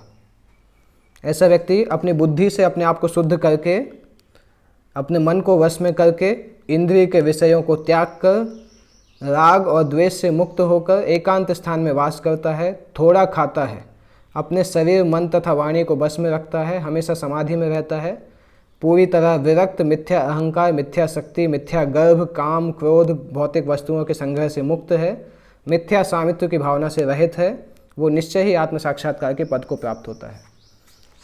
बहुत कठिन है, शायद मैंने जो पढ़ा आप लोगों को क्लिक नहीं हुआ होगा। ये ऐसे लोगों का लक्षण है जो कि निष्काम कर्म योग से मुक्ति की तरफ जा रहे हैं, मतलब ज्ञानी हैं, उनके मन अपने वश में है। आध्यात्मिक प्रक्रिया में अगर हम अपने कृष्ण भक्ति के सेंस में देखें तो जब हम भक्ति करते करते बहुत उच्च अवस्था में जाते हैं, भगवान का नाम का जप बहुत अच्छे से करते हैं, भगवान के हमारे हृदय की गंदगी मिटती जाती है, तब ये चिन्ह हमें दिखाई देते हैं। व्यक्ति को खाने से उतनी विरक्ति नहीं होती है, मन वाणी को बस में रहता है, जब भी उसको समय मिलता है भगवान के बारे में चिंतन करना चालू कर देता है, अपने ऊपर घमंड नहीं करता है, और काम क्रोध उसको परेशान नहीं करता है, भौतिक वस्तुओं के मोह से परेशान नहीं होता है, तब व्यक्ति आत्म साक्षात्कार को प्राप्त करता है। दूसरे अध्याय में हमने ऐसा एक डिस्क्रिप्शन देखा था, दूसरे अध्याय के लास्ट में, वहाँ पे भगवान बता रहे थे कि जैसे नदियाँ समुद्र के अंदर प्रवेश करती रहती, परंतु समुद्र का जल कभी भी बढ़ता नहीं है, समुद्र हमेशा शांत रहता है नदियों के प्रवेश करने के बाद भी। इसी तरह से हमारे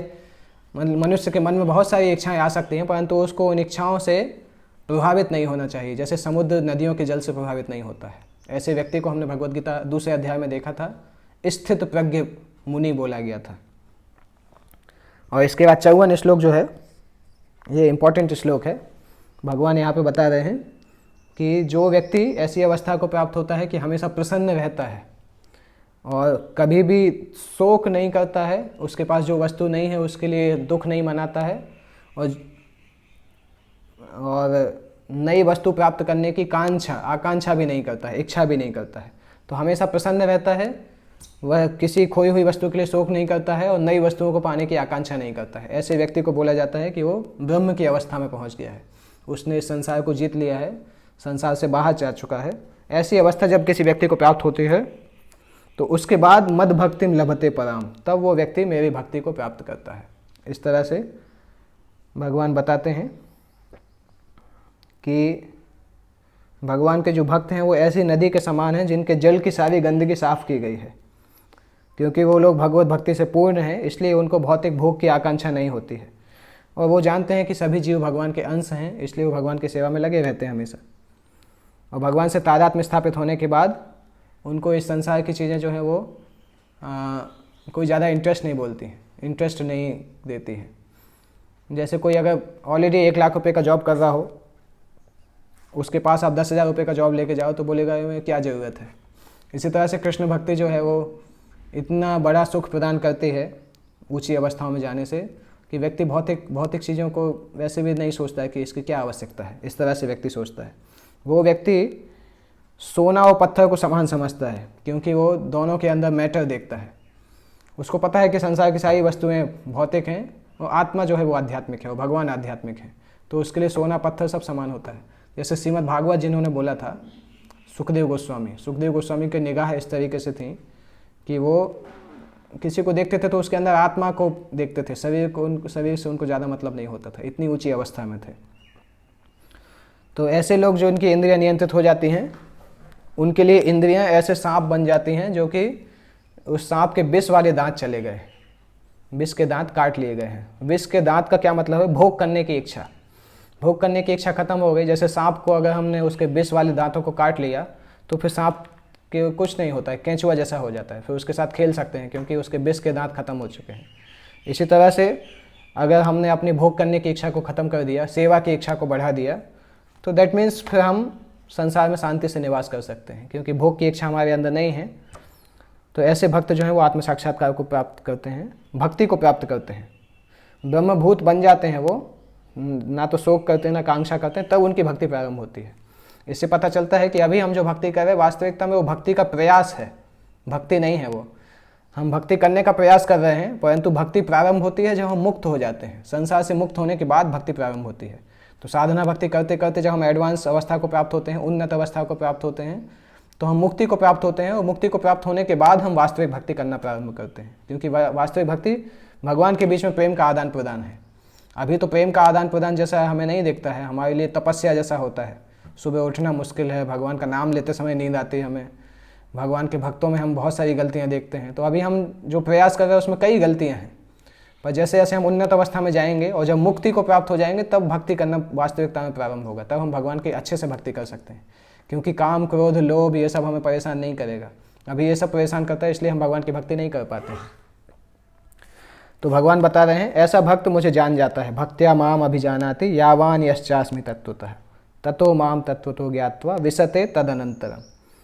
केवल भक्ति से ही मुझे जाना जा सकता है। भगवान यहाँ बता रहे हैं, भक्त्या माम अभिजानाति, केवल भक्ति के द्वारा ही मुझे जाना जा सकता है। यावान यश्चास्मि तत्वतः, जिस प्रकार से मैं हूँ उस प्रकार से अगर आप मुझे जानना चाहते हो तो केवल एक ही तरीका है, आपको मेरी भक्ति करना होगा।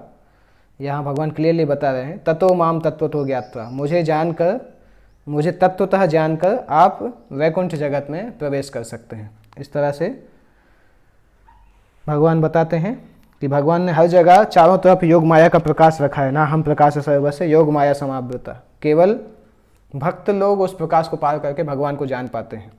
जो व्यक्ति कृष्ण तत्व को जानता है वो वैकुंठ में प्रवेश कर सकता है। भक्ति के कारण ईश्वर की सेवा करने का भाव व्यक्ति के अंदर आता है, और विशते का मतलब होता है जब वो वैकुंठ के धाम में प्रवेश कर पाता है, भगवान के दिव्य गुणों को जान पाता है और भगवान की सेवा करने का इच्छुक हो पाता है। उस अवस्था में भगवान स्वयं उस भक्त को संरक्षण मेंटेन करना चालू कर देते हैं, उस भक्त की रक्षा करते हैं। अगर कोई भक्त इतनी ऊंची अवस्था में पहुंचता है तो फिर भगवान स्वयं उसकी रक्षा करते हैं, और वो सभी इस संसार में जब तक रहता है भगवान उसकी रक्षा करते हैं कि उसको कोई पाप नहीं लगता है। वो जो भी कर्म करता है वो तीनों गुणों से मुक्त होता है, और इस शरीर को त्यागने के बाद भगवान उसको अपने धाम में स्वयं लेके जाते हैं। क्योंकि उसकी चेतना भगवान में पूरी तरह से लग चुकी है। इसलिए भगवान अर्जुन को अभी उपदेश दे रहे हैं। अभी चैप्टर ऑलमोस्ट एंडिंग की तरफ जा रहा है, तो भगवान अर्जुन को उपदेश दे रहे हैं कि तुम सारे कार्य करो और मुझ पे डिपेंड रहो। सारे कार्यों की सफलता के लिए मुझके ऊपर डिपेंडेंट रहो, तुम्हें चिंता करने की ज़रूरत नहीं। जैसा मैं बोल रहा हूँ वैसा करो। मयि सन्न्यस्य मत्परा बुद्धि योगम उपाश्रित्य मच्चित्त सततम भव। इस भक्ति योग, बुद्धि योग की आश्रय लेके मेरे बारे में सोचो और अपनी चेतना को मुझ में लगाओ और अपने कार्यों को मुझको समर्पित करो, और मैं जो बोल रहा हूँ उस तरह से कार्य करो। इस तरह से भगवान अर्जुन को गाइडेंस दे रहे हैं,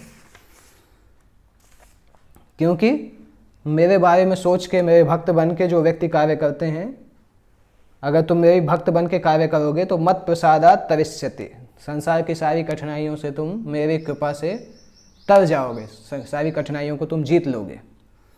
परंतु अगर तुम केवल अपने अहंकार के द्वारा कार्य करोगे तो तुम्हारा विनाश हो जाएगा। ये इम्पोर्टेंट है। 58 श्लोक, यदि तुम मुझसे भावना भावित होगे, इन द सेंस अगर तुम मेरे भक्त बनोगे, भक्ति से कार्य करोगे, तो मेरी कृपा से तुम बद्ध जीवन के सारे अवरोधों को लांघ जाओगे, संसार की सारी समस्याओं को तुम जीत पाओगे। परंतु अगर तुम केवल अपने अहंकार के द्वारा कार्य करोगे और मेरी बात नहीं सुनोगे तो विनाश हो जाएगा, विनाश, अपने आप को विनाश कर दोगे। इस तरह से भगवान अर्जुन को डरा रहे हैं कि तुम्हें मेरे अगर भक्त बन के कार्य करोगे तो अच्छा रहेगा, नहीं तो विनष्ट हो जाओगे। तो ये आवश्यक है। मित्र का मतलब होता है सच्चाई को बताए, कई बार स्ट्रांगली बताना पड़ता है। तो भगवान इस तरह से अर्जुन को बता रहे हैं कि क्योंकि भगवान अभी गुरु के जैसा कार्य कर रहे हैं, तो क्लियरली बता रहे हैं जो मैं बोल रहा हूँ वैसे करोगे तो अच्छा है, नहीं तो तुम्हारा विनाश हो जाएगा। क्योंकि अगर तुम मेरे निर्देश के अनुसार कर्म नहीं करोगे और युद्ध नहीं करोगे तो तुम गलत रास्ते पे जाओगे। तुम्हें अपने स्वभाव बस युद्ध में लगना होगा। भगवान बता रहे हैं कि तुम्हारा स्वभाव युद्ध करना है, क्योंकि तुम क्षत्रिय धर्म से हो। तो तुम अभी मेरे बताने पे युद्ध नहीं कर रहे हो, परंतु बाद में तुम अपनी इच्छा से युद्ध करोगे, तब वो गलत रास्ते पे चले जाओगे तुम। क्योंकि व्यक्ति का जो स्वभाव होता है उसी आधार पे वो काम करता है। ज़्यादा दिन तक स्वभाव को चेंज नहीं कर पाता है वो व्यक्ति, उसी स्वभाव के आधार पे व्यक्ति कार्य करता है। तो भगवान बता रहे हैं कि अभी मैं तुम्हें तुम्हारे स्वभाव के हिसाब से एंगेज करने का बोल रहा हूँ, तो तुम्हारा कर्तव्य है कि तुम मेरी बात सुनो और काम करो, क्योंकि मैं ही तुम्हारे हृदय में बैठा हुआ हूँ। ईश्वर जो है वो हमारे हृदय में परमात्मा के रूप में बैठे हैं। तो भगवान समझा रहे हैं कि हमारा जो शरीर है वो शरीर भगवान की कृपा से चल रहा है। भगवान सभी के हृदय में बैठे हुए हैं परमात्मा के रूप में, और उनका जो शरीर है वो एक मशीन के जैसा है, और भगवान जो शरीर के मालिक के समान है। इस प्रकार से भगवान सभी के अंदर बैठे हुए हैं। इसलिए तुम्हें भगवान की शरण लेना चाहिए। उनकी कृपा से तुम्हें शांति प्राप्त होगी और उनकी शरण में जाने से तुम्हें नित्य धाम की प्राप्ति होगी। सबके हृदय में भगवान जी ने 15वें अध्याय में भी बताया था, सर्वस्य चाहम हृदय सन्निविष्टो मत्ता स्मृति ज्ञानम अपोहनम च वेदैश्च सर्वे अहम एव वेद्यो वेदांतकृत वेद विद एव चाहम। भगवान ने बताया था कि सभी के हृदय में मैं परमात्मा के रूप में बैठा हूँ। तो भगवान वही बोल रहे कि तुम उसकी शरण में जाओ, उस परमात्मा की शरण में जाओ और उसके प्रसाद से शांति प्राप्त होगी। प्रसाद मतलब कृपा, उसकी कृपा से शांति प्राप्त होगी और तुम्हें आत्म ज्ञान प्राप्त होगा और परम धाम को प्राप्त करोगे। तद विष्णु परमम पदम यदा पश्यन्ति सूर्या, इस तरह से। और अभी भगवान 63, 64 और 65 और 66 ये 4 श्लोक इम्पॉर्टेंट हैं। 63 श्लोक में भगवान बता रहे हैं, इस प्रकार मैंने अभी तुम्हें बहुत गोपनीय ज्ञान बताया, बहुत महत्वपूर्ण ज्ञान बताया है। और भगवान यहाँ पे अपना उपदेश पूरा कर रहे हैं ऑलमोस्ट, क्योंकि यहाँ पे भगवान बोल रहे हैं कि जो मैंने बताया अभी तक उस सबको ध्यान से सोचो और उसके बाद यद इच्छसि तथा कुरु। ध्यान से सोचो मैंने जो बताया और उसके बाद फिर तुम डिसाइड करो कि क्या करना है। तो भगवान एक बहुत महत्वपूर्ण व्यक्ति हैं। काउंसलिंग में ये चीज़ हमें सीखना चाहिए। अगर हम किसी को गाइड करते हैं तो हमें उसके ऊपर फोर्स नहीं करना चाहिए कि उसको ये चीज़ करना ही पड़ेगा। अगर फोर्स करना भी है तो भी हमें प्रेम के साथ करना चाहिए और जितना हमारा उसके साथ संबंध है उसके आधार पर करना चाहिए।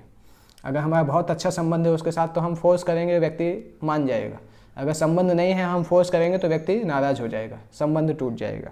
तो भगवान अर्जुन के गुरु के समान हैं, परंतु भगवान यहाँ पे बता रहे हैं कि मैंने तुम्हें बहुत अच्छा ज्ञान बताया है, तो तुम इस ज्ञान को अच्छे से सोचो, मनन करो, फिर तुम्हारी जो इच्छा है वो करो। यथ इच्छसि तथा कुरु। तो भगवान हमारी स्वतंत्रता में बीच में नहीं आते हैं। भगवान सब कुछ बता के फिर बोलते हैं कि अभी तुम्हें डिसाइड करना है, तुम्हें क्या करना है। क्योंकि अगर भगवान ज़बरदस्ती बोलेंगे तो बाद में हम बोलेंगे कि आपने मेरे साथ ज़बरदस्ती किया। इसलिए भगवान बोलते हैं कि मैं तुम्हें सारा ज्ञान दूंगा। पूरी भगवत गीता भगवान ने बोली, उसके बाद बता रहे हैं कि तुम अच्छे से इसको सोचो और फिर उसके बाद जो इच्छा हो वो करो। इसके बाद भगवान लास्ट के श्लोक हैं ये कि अभी मैं तुम्हें जो मैंने अभी तक बताया है उसमें से सबसे ज़्यादा गोपनीय बात बताऊंगा। और वो गोपनीय बात क्या है, जो कि 9वें अध्याय में हमने पढ़ा था, वही श्लोक फिर से आने वाला है। मन मना भव मद्भक्तो मद्याजी माम नमस्कुरु मामे वैश्यसि सत्यम ते प्रतिजाने प्रियोसी में। भगवान बता रहे हैं कि ये संसार का ये 2 श्लोक 65 श्लोक और 66 श्लोक ये भगवत गीता के सार हैं। भगवान क्या चाहते हैं हमसे। अगर हम पूरी भगवत गीता नहीं समझ पा रहे हों तो भी ये 2 श्लोक समझने से हमें भगवत गीता समझ में आ जाती है। भगवत गीता क्या बता रहे हैं, मन मना भव मद्भक्तो, और सदैव मेरा चिंतन करो और मेरे भक्त बनो, मेरी पूजा करो और मुझे नमस्कार करो। इस तरह से भगवान बताते हैं, मन मना भव मद्भक्तो मद्याजी माम नमस्कुरु। मेरा चिंतन करो, मेरे भक्त बनो, मेरी पूजा करो और मुझे नमस्कार करो। इस प्रकार तुम निश्चित रूप से मेरे पास आ जाओगे। मैं तुम्हें वचन देता हूँ क्योंकि तुम मेरे परम मित्र हो। भगवान अर्जुन को अपना सबसे अच्छा मित्र मानते हैं, इसलिए भगवान अर्जुन से बोल रहे हैं कि तुम ये 4 कार्य करो, मेरा चिंतन करो, मेरे भक्त बनो, मेरी पूजा करो, मुझे नमस्कार करो। ऐसा अगर तुम करोगे तो तुम मेरे पास आ जाओगे। इन द सेंस तुम अपने जीवन की सिद्धि को प्राप्त करोगे और मेरे पास आओगे। ये मैं तुम्हें वचन दे रहा हूँ, प्रति जाने प्रियोसी, मैं तुम्हें ये वचन दे रहा हूँ। इसलिए भगवान की भक्त बनने के लिए 4 कार्य जरूरी हैं। भगवान का चिंतन करना, भगवान की भक्ति करना, सेवा करना, भगवान की पूजा करना, भगवान को नमस्कार करना। इतना अगर हम करेंगे तो भगवान के धाम हम जा सकते हैं। इसके बाद भगवान भगवद गीता का सार हमें बता रहे हैं, सर्वधर्मान परित्यज्य माम एकम शरणम व्रज अहम त्वाम सर्व पापेभ्यो मोक्षयिष्यामि मा शुचः। भगवान बता रहे हैं कि संसार के जितने भी धर्म हैं सभी धर्मों का परित्याग करके, सभी धर्मों को छोड़ के मेरी शरण में आओ, क्योंकि मैं सारे धर्मों का मालिक हूँ, मैंने सारे धर्मों को बनाया है। तो भगवान बता रहे हैं कि सभी धर्मों को छोड़ के मेरी शरण में आओ और मैं तुम्हारे सारे पापों को मोक्षयिष्यामि, सारे पापों को मैं खत्म कर दूंगा। मोक्षयिष्यामि मा शुचः, तुम चिंता मत करो। मा शुचः का मतलब होता है चिंता मत करो, तुम्हारे सारे पापों को मैं खत्म डिलीवर कर दूंगा। जैसे भगवान जब शिक्षा प्राप्त किए थे अपने गुरु के आश्रम में, सांदीपनि मुनि के आश्रम में, तो सांदीपनि मुनि की पत्नी ने, जब गुरु दक्षिणा का समय आया था तो सांदीपनि मुनि की पत्नी ने अपने पति से बोला कि ये लोग तो भगवान हैं, इनसे कोई बहुत ऊंचा गिफ्ट मांगना चाहिए। तो गुरु ने ये मांगा था कि उनका एक मरा हुआ पुत्र है उसको वापस मंगाया था कि उसको वापस ले आइए। तो भगवान ने बोला ठीक है। भगवान समुद्र में गए जहाँ पे वो डूबा था, तो वहाँ पे एक राक्षस, समुद्र ने बताया कि वो वहाँ पे एक पांचजन्य नाम का राक्षस है, शायद उसने उसको खा लिया था। तो पांचजन्य को जाके भगवान ने मारा, परंतु उसके पेट में उनका पुत्र नहीं दिखा। फिर भगवान यमलोक जाते हैं और यमलोक में जाके अपना शंख बजाते हैं, तो यमराज बाहर आते हैं और भगवान को प्रणाम करते हैं, आरती करते हैं। फिर भगवान बोलते हैं कि मेरे गुरु के पुत्र जो आपके यहाँ पे हैं उनको वापस कर दीजिए। तो यमराज उनको लेके आते हैं और फिर भगवान यमराज बोलते हैं इनके तो बहुत सारे कर्म हैं जिसका फल इनको मिलना है। तो भगवान बोलते हैं वो सारे कर्म माफ़ कर दीजिए। तो भगवान के अंदर शक्ति है, भगवान क्योंकि स्वामी है। जैसे कोई होटल का मालिक आता है अपने मित्र को खिलाने के लिए, कोई होटल का ओनर है, वो अपने मित्र को साथ में लेके होटल में खाना खाने के लिए आता है, तो बिल के समय पे वो क्या बोलता है, इनका बिल मेरे नाम पे लिख दो। दैट मीन्स उनका बिल माफ़ हो गया। इसी तरह से भगवान ने बोला कि एक संस्कृत में उन्होंने कुछ चीज़ बोली, मत कृत्य, इस तरह से कुछ बोला यमराज से कि मेरे नाम पे इसका कर्म फलों को ख़त्म कर दो। तो जो कि भगवान मालिक हैं इसलिए उसके कर्म फल ख़त्म हो गए। तो भगवान बता रहे हैं कि मैं तुम्हारे सभी पापों से तुम्हारी रक्षा करूंगा, चिंता मत करो, केवल मेरी शरण में आ जाओ। माम एकम शरणम व्रज, इसको भगवद गीता का चरम वाक्य बोला जाता है। साउथ इंडिया में एक मंदिर है वरदराज मंदिर, वहाँ पे आप जाएंगे तो विग्रहों में हाथ के ऊपर, हाथ की हथेली पे इस तरह से लिखते हैं माम एकम शरणम व्रज, केवल मेरी शरण में आओ, क्योंकि ये भगवद गीता का मेन इंस्ट्रक्शन है भगवान को शरणागत करना। और भगवान को शरणागति के 6 लक्षण आते हैं। पहला लक्षण होता है अनुकूल्यस्य संकल्पः, भक्ति करने में जो भी वस्तु अनुकूल है उसको स्वीकार करना। प्रतिकूल्यस्य वर्जनम, जो भी कार्य भक्ति में प्रतिकूल है उसको त्याग देना। रक्षिषि इति विश्वास, हमेशा ये विश्वास रखना कि भगवान कृष्ण हमारी रक्षा करेंगे। गोप्तृप्ते वर्णम, तथा भगवान को अपने मालिक के जैसा समझना। आत्मनिक्षेप कार्पण्यो, आत्मनिक्षेप मतलब कार्पण्य का मतलब विनम्रता। तो ये शरणागति के लक्षण भगवान बताते हैं। इस प्रकार से अगर हम भगवान की शरण, इस तरह से अगर हम भगवान की शरण करते हैं, आत्मनिवेदन मतलब अपने आप को भगवान के चरणों में समर्पित करना। ये 6 जो हैं शरणागति के अंग होते हैं। अगर इन 6 अंगों के द्वारा हम भगवान को समर्पण करते हैं तो भगवान हमारे पापों से हमारा उद्धार कर देते हैं। इसके बाद भगवान बता रहे हैं कि जो व्यक्ति इस भगवत ज्ञान को सुनता है, भगवद गीता के ये ज्ञान जो हमारे बीच में डिस्कस हुआ है, इसको जो व्यक्ति दूसरों को बताता है वो कितना बड़ा होता है। उसके पहले भगवान बता रहे हैं कि ये जो ज्ञान है जो मैंने आपको बताया, ये उस व्यक्ति को कभी नहीं बताना चाहिए जो ना तो संयमी है, ना भक्ति में है और ना एकनिष्ठ है, और जो मुझसे ईर्ष्या करता है। क्योंकि अगर हम लोग जो भगवान से ईर्ष्या करते हैं उनको भगवद गीता सुनाएंगे तो व्यक्ति और ज़्यादा ईर्ष्यालु करते हैं, भगवान की और बुराई करते हैं। इसलिए भगवान यहाँ पे इस तरह से बता रहे हैं। और भक्तों को जो व्यक्ति ये बात बताता है वो व्यक्ति मुझे बहुत प्रिय है। न च तस्मात् मनुष्येषु कश्चिन में प्रिय कृत्तमा, ऐसा व्यक्ति जो इस ज्ञान का प्रचार भक्तों के बीच में करता है, बात भक्तों को ये चीज़ बताता है, उससे ज़्यादा इस संसार में ना तो मुझे कोई प्रिय है, ना कोई प्रिय था, ना कभी कोई ऐसा इतना प्रिय होगा। दैट मीन्स भगवद गीता का प्रचार सबसे इम्पॉर्टेंट है। इस संसार में ऐसे व्यक्ति की अपेक्षा मुझे कोई अन्य सेवक ना तो अधिक प्रिय है, ना कभी होगा। और मैं घोषित करता हूँ, ये भगवद गीता का फलश्रुति है। जो व्यक्ति इस भगवद गीता का अध्ययन करता है, मैं घोषित करता हूँ कि जो हमारे इस पवित्र संवाद का अध्ययन करता है वह अपनी बुद्धि से मेरी पूजा करता है। दैट मीन्स भगवद गीता पढ़ना मतलब भगवान की पूजा करना। किसके द्वारा? अपनी बुद्धि के द्वारा। बुद्धि के द्वारा अगर हम भगवद गीता को पढ़ते हैं, दिमाग लगा के भगवद गीता को समझने का प्रयास करते हैं, बहुत गंभीरता से हम भगवद गीता को समझने का प्रयास करते हैं, दैट मीन्स हम अपनी बुद्धि से भगवान की पूजा कर रहे हैं। बुद्धि से भगवान की पूजा करने से हमारी बुद्धि जो है वो पूरी तरह से शुद्ध हो जाती है। और बुद्धि शुद्ध होने के बाद हमारे कलमश खत्म हो जाते हैं और फिर बुद्धि, शुद्ध बुद्धि आकर्षित हो जाती है भगवान की तरफ। जैसे अगर चुंबक है और एक लोहा है और चुंबक में लोहा आकर्षित नहीं हो रहा है, उससे क्या समझना चाहिए कि लोहे के ऊपर कुछ ऐसी गंदगी लगी हुई है, बहुत सारी धूल या ये सब चीज़ें लगी हुई हैं, जिसके कारण वो चुंबक से आकर्षित नहीं हो रहा है, मैग्नेट से आकर्षित नहीं हो रहा है। तो उस धूल को अगर हटा देंगे तो लोहा मैग्नेट से आकर्षित हो जाएगा।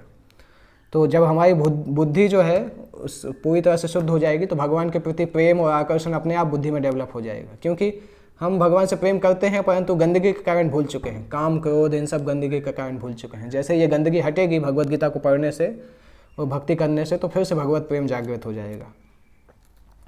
इसके बाद भगवान अगला श्रुति बता रहे हैं, जो श्रद्धा के साथ और ईर्ष्या के बिना द्वेष रहित होकर इस भगवत गीता को सुनता है वो सारे पापों से मुक्त हो जाता है और पुण्यात्माओं के लोकों में प्रवेश करता है। भगवत धाम भी व्यक्ति जाते हैं, भगवत गीता को पढ़ने से व्यक्ति भगवत धाम को प्राप्त करते हैं, पुण्य लोकों को प्राप्त करते हैं। और अभी भगवान अर्जुन से पूछ रहे हैं, सब कुछ बोलने के बाद पूछ रहे हैं कि मैंने तुम्हें जो बताया तुमने ठीक से सुना कि नहीं। दैट मीन्स भगवान तैयार हैं, अगर अर्जुन ने ठीक से सुना नहीं हो तो भगवान फिर से एक्सप्लेन कर सकते हैं कोई कॉन्सेप्ट जो अर्जुन को समझ में नहीं आया हो। तो भगवान यहाँ पे पूछ रहे हैं, हे धनंजय, मैंने जो बोला तुमने ठीक से सुना है, एकाग्रचित्त होकर सुना है कि नहीं, और क्या सुन के तुम्हारा मोह और अज्ञान दूर हो गया कि नहीं हुआ। तो अर्जुन अभी 2 श्लोकों में बताएंगे कि नष्ट मोह स्मृति लब्धा, मेरा सारा मोह दूर हो गया और आपकी कृपा से मेरी स्मरण शक्ति भी वापस आ गई। अभी मैं तैयार हूँ युद्ध करने के लिए, अभी मैं दृढ़ प्रतिज्ञ हूँ और आप जो बोलेंगे वो मैं करूँगा, आपके आदेश के अनुसार मैं कर्म करना चाहता हूँ। तो जीव का जीवन का परफेक्शन यही है कि वो भगवान से बोले कि भगवान मैं आपके आधार पे काम करना चाहता हूँ। अगर हम इस तरह से भगवान से बोल सकते हैं दैट मीन्स हमारा जीवन सफल हो चुका है। तो अर्जुन भगवान से बता रहे हैं कि अभी मैं आपकी आज्ञा का पालन करने के लिए तैयार हूँ। पहले अध्याय में अर्जुन बोल रहे थे नहीं मैं नहीं लड़ूंगा, नहीं कर पाऊँगा, और 18वें अध्याय में अर्जुन बोल रहे हैं कि मैं अभी करूँगा। तो अर्जुन के साथ साथ हमने भी जो भगवत गीता पढ़ी है, तो आज हमारे बीच में, हमारे मन में भी इस तरह के विचार आना चाहिए कि आज के बाद भगवान का जो भी आदेश होगा वो कार्य मैं करूँगा। जिस दिन पहला अध्याय हमारा चालू हुआ था, मुझे पता नहीं आप लोगों में से कितने लोगों ने पूरे अध्याय सुने हैं। जिस दिन हमारा पहला अध्याय शुरू हुआ था उस समय हमारे मन में हो सकता बहुत सारे डाउट हों, पर जिस तरह से भगवान ने गीता बताया और हमने गीता को श्रवण किया, सुना, पढ़ा, तो यहाँ तक पहुँचने के बाद हमें भी कन्विंस होना चाहिए कि ये जीवन भगवान की सेवा में लगाना है। लाखों जन्मों में इंद्रिय भोग कर लिया, बहुत कुत्ते बन के देख लिया, सुअर बन के देख लिया, केंचुआ, सांप, छिपकली सब बन के देख चुके हैं, पर ये जीवन अभी भगवान के लिए लगाना है। ये हमें विचार सोचना चाहिए और दृढ़ प्रतिज्ञ होके किसी भी संशय से रहित होकर भगवान के आदेश के अनुसार कार्य करने के लिए तैयार होना चाहिए। ये भगवत गीता के अंत में हमें इस उपलब्धि को प्राप्त करना चाहिए। इसके बाद संजय अभी 5 श्लोकों में बताएंगे भगवत गीता जो उन्होंने सुना, क्योंकि संजय से चालू हुआ था। कुरुक्षेत्र के युद्ध में क्या हो रहा है ये धृतराष्ट्र ने संजय से पूछा था। तो संजय अभी धृतराष्ट्र को बता रहे हैं कि इस प्रकार मैंने कृष्ण और अर्जुन के महापुरुष, कृष्ण अर्जुन के बीच की जो बातचीत हुई उसको मैंने सुना, और ये बातचीत इतनी अच्छी है कि सुनने के बाद मेरे पूरे शरीर में रोमांच हो रहा है। संजय भगवान के भक्त हैं, तो संजय ने व्यासदेव की कृपा से सारी घटनाओं को देखा, पूरी भगवत गीता को सुना, और इन महापुरुषों के बीच में इतनी महत्वपूर्ण बात हुई जो पहले कभी नहीं हुई थी और बाद में भी कभी नहीं होगी। इस तरह से संजय बता रहे हैं कि मैंने इन महापुरुष अर्जुन और कृष्ण के बीच में जो बातचीत हुई वो जो है इतनी महत्वपूर्ण है कि पहले भी कभी ऐसी बात नहीं हुई थी, भविष्य में भी कभी नहीं होगी। क्योंकि भगवान अपने और अपनी शक्तियों के विषय में अर्जुन से वर्णन कर रहे थे जो कि भगवान के भक्त थे। तो अगर हम कृष्ण को समझने के लिए अर्जुन का अनुसरण करें तो हमारा जीवन भी सुखी और सफल हो जाएगा। संजय ने इसका अनुभव किया और जैसे जैसे उनके समझ में आया उन्होंने धृतराष्ट्र को ये बात सुनाई। और संजय फिर एक्चुअली शिष्य का कर्तव्य होता है कि हर क्षण अपने गुरु को समर्पण करे और गुरु के प्रति कृतज्ञ रहे। तो संजय ने वेद व्यास की कृपा से इसको दिव्य दृष्टि को प्राप्त किया था और भगवान के दर्शन किए, भगवान के विशाल रूप के दर्शन किए, पूरी भगवत गीता को सुना। तो संजय अभी अपने गुरु को बोल रहे हैं कि व्यास देव की कृपा से मैंने ये बातें, जो कि योगेश्वर कृष्ण, भगवान कृष्ण के मुख से जो ये बातें निकली, मैंने अपने गुरु व्यास की कृपा से इसको सुना है, और इसलिए मैं अपने गुरु के प्रति नतमस्तक हूँ।